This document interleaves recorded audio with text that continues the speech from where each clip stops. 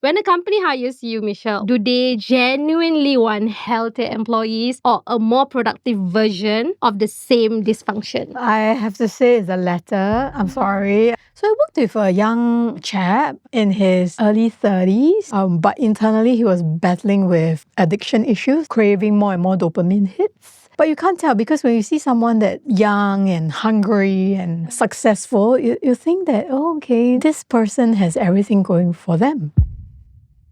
In case nobody told you, the real conversation was always behind closed doors. You're in one right now.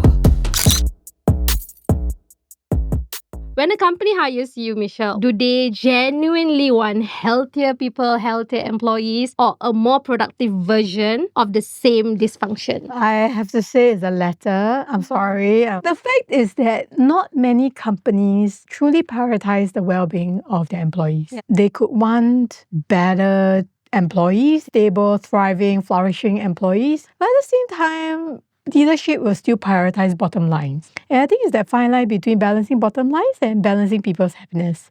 I have not seen cases where people are genuinely so happy in a multinational, yet they're still able to, enjoy great leadership and great well-being from people and still meet, their financial goals. Like I have not seen that. So if you do, let me know.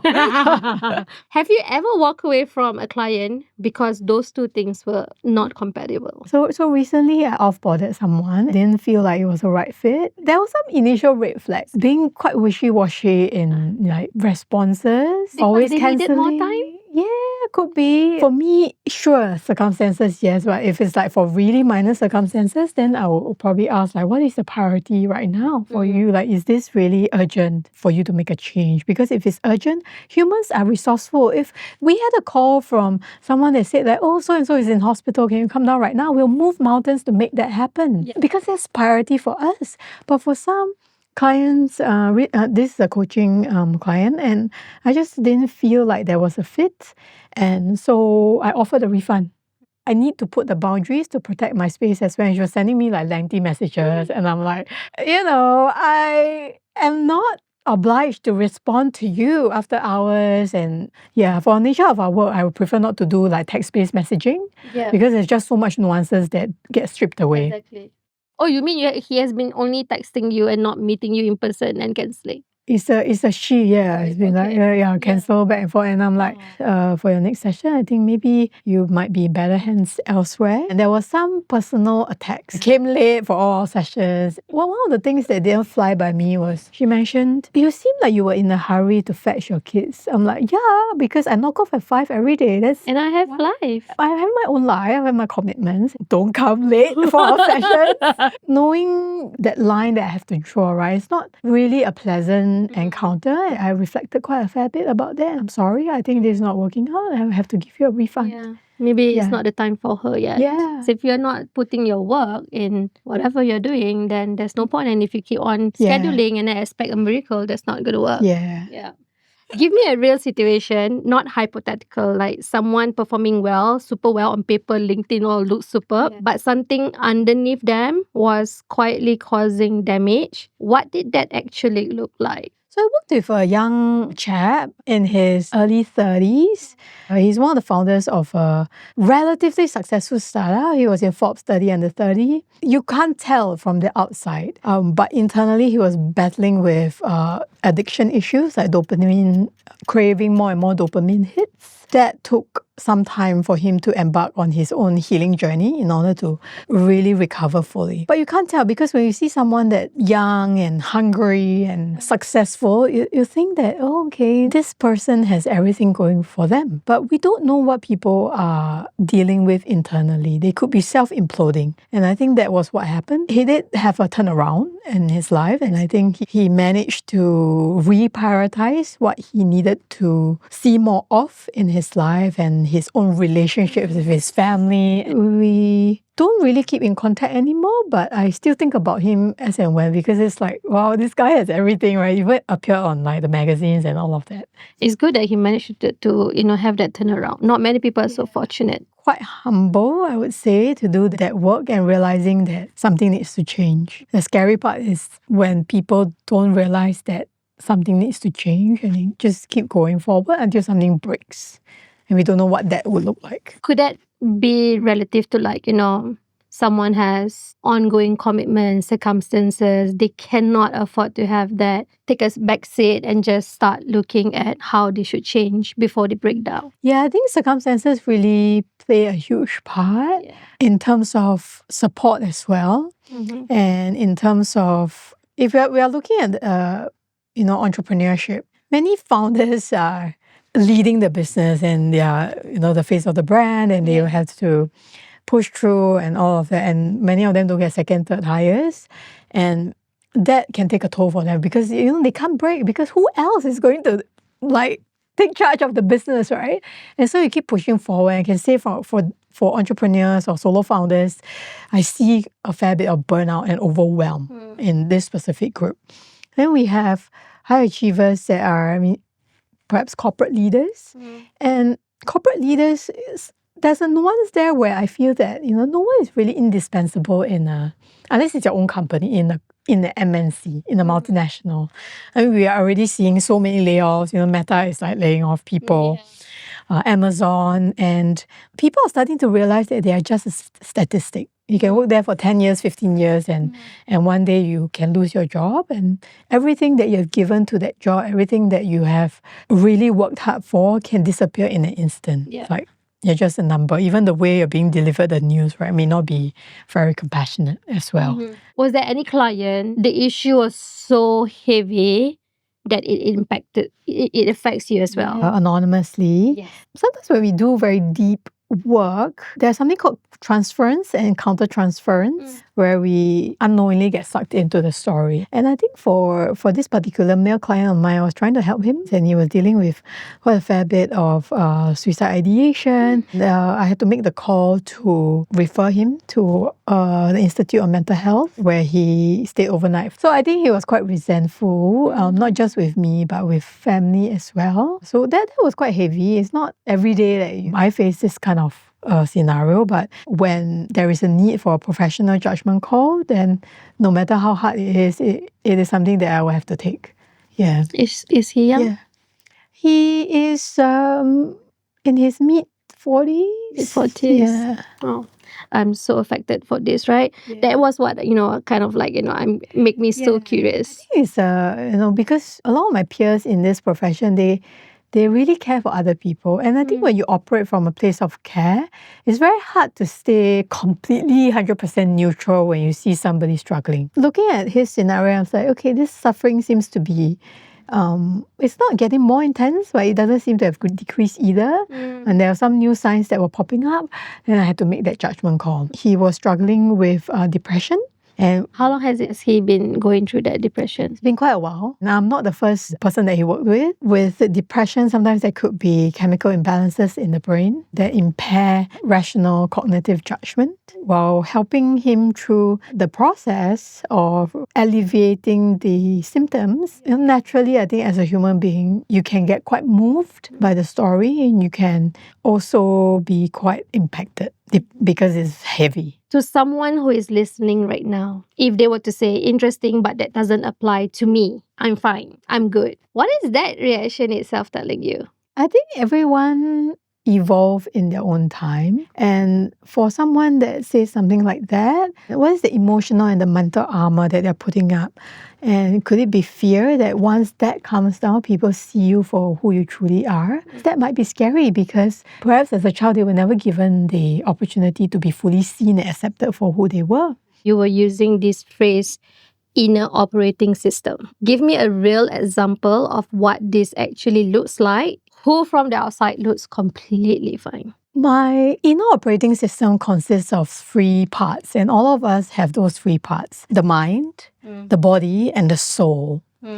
And, the mind and body connection is talked about more than the soul connection. But I think what we are being starved these days is the soul connection. And people are working so hard at their jobs and they appear to be so successful on paper, but I think there is a sense of a lack of meaning or fulfillment in what they do, and that is perhaps the soul wanting more connection to themselves and not necessarily from other people.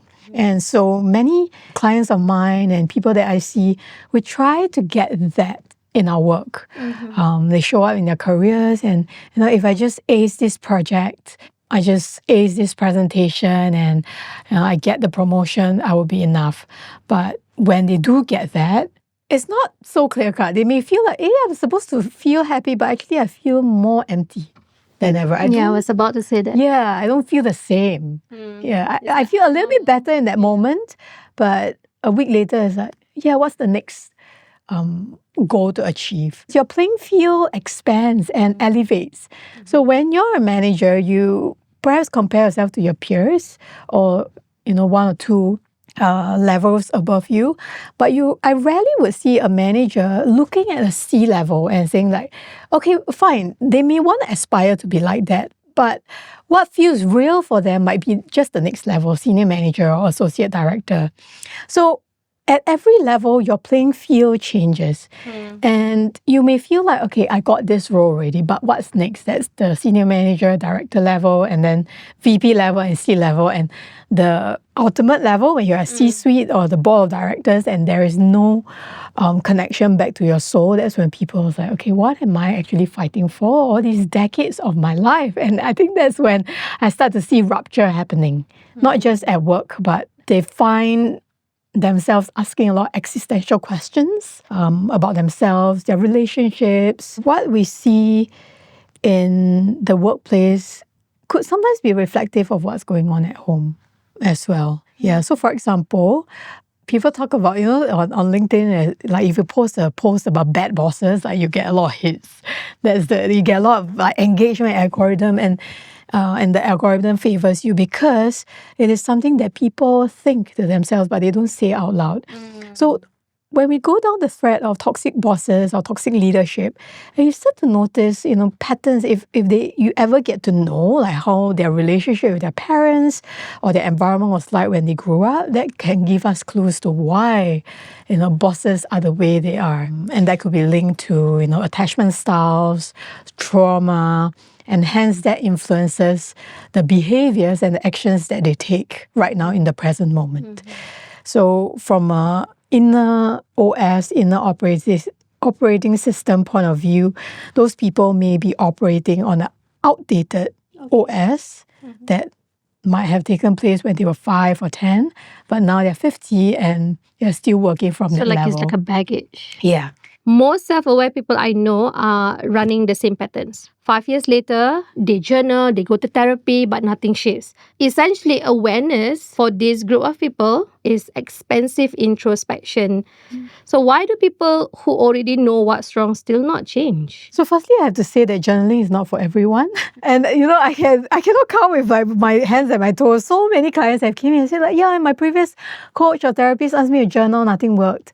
Journaling is not for everyone. Some people may not learn through journaling. They may not process best that way. I see. Yeah, some people process best at the beach. Some people process best when they have a long run and they start to clear their mind. So journaling is not for everyone. I've seen like in clients like journaling that, wow, so good. I got to dump all my emotions. And for some people, I'm like, Why do people who already know what's wrong still not change? Longest journey I feel on this personal development journey or personal growth journey is the journey that people take from the mind to the heart. Okay. And from awareness to behavior change. People can know and understand their patterns, but they may not understand what they need to do in order to drive sustainable behavior change. And sustainable behavior change for me doesn't come just from a willpower or mindset level. It comes from something deeper where there has to be full mind-body integration, mind-body-soul integration, where this feels aligned or maybe this feels uncomfortable for me, but it is something that I know I will want to do. And when you find that integration, we're able to make shifts in the behaviors. Another point that I will make is that many of us operate on a conscious layer. But if you look at, the iceberg model by Virginia Satir, we operate like 10% on the conscious, 90% is subconscious. So when something doesn't stick or doesn't click, it may mean that we are still working on that 10%. But when we dive deeper into the 90%, that's when we start to experience true neurological shifts in the brain that can really drive sustainable change. And I think we are not looking at the 90% enough. Sometimes they're slower work, but they stick. That's why like weight loss programs in January, like wow, the gyms are like having a field day, right? It's like best time of the year to get extra revenue. But by March, I think most of the people who have fitness goals or weight loss goals, they have already dropped off the bandwagon. They have not achieved anything. Yeah, and they just the attendance at the gyms go down. When you use willpower to push through certain things, you try and do what other people are doing. We are working on the 10%. But what is it for you individually that is unique to find what is individualized approach that is unique for each individual to target the 90%. Yeah, and I think that's what we're missing. I don't know. I don't want to make it a ratio, but I'm so curious, because there are some, stereotyping that, the Malays are more chill. Yeah. The Chinese are more chiong. What I realized is that, we have all these stereotypes and biases. And the work that I really had to do was to look at my own biases, to question them, right? And I have to say that my clients, like the Malays that are quite chiong.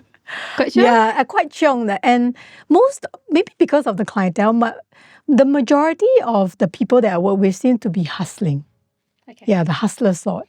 And it's almost like they need permission to rest. There is a lot of shame and guilt when it comes to actually resting and not doing anything. And I don't mean like, for example, career break, gap year, right? Yeah, and like some people have a gap year, yes. Before they approach their gap year, before they leave their jobs, they're fretting about, oh no, when am I going to go back into the workforce? Where is my next dollar going to get the next job? Yeah. How soon will that be? Yeah. And like, what am I supposed to do with my time? And so I enroll in something else to occupy my time. But actually, maybe they just need to peel back a little bit and just allow for themselves to sit in the discomfort of silence, of rest, which we don't really talk about because in Singapore, we kind of equate resting with not being productive or not being effective. Yeah. Yeah, and I think that is quite There's always an identity issue thing. To someone who is listening right now and they have said all that, right? The reaction itself, what is that reaction telling you? What would you say to them directly right now? Perhaps if there is something that could be better improved in their relationships or their personal relationships, could start from that place, then maybe it's worthwhile checking in with how you can be a better version of yourself. Although they may not like it though. Yeah. Yeah. Have you got any client where he or she took that first step to reach out to you, talk about it, you coach, and nothing happened? There's no improvement. It's just stagnant. He or she is the same way she was. And how do you feel about that? Yes, and I just want to be quite honest because people think that every time when we work with someone, there's always a change. But sometimes it is also due to fit. There's to be fit and chemistry, congruence. Sometimes there's also what we call someone's internal agreement to change. There have been clients that are pretty wealthy and I work with them 1 month, 2 months, 3 months, and by the third month, I'm like, okay, we are not really seeing progress. So I start to question and introspect a little. Is it me? Is there anything that I can do better? And I realized that sometimes a coach or a therapist can be a crutch for people. So we're actually paying money at the problem, but we are not really willing to work or take actions to move us out of that space. And there are people like that, and my response to that would be maybe it's not a good time for you to go through this right now or embark on this journey. Perhaps next time when you feel slightly more ready. And I think it warrants that honest conversation.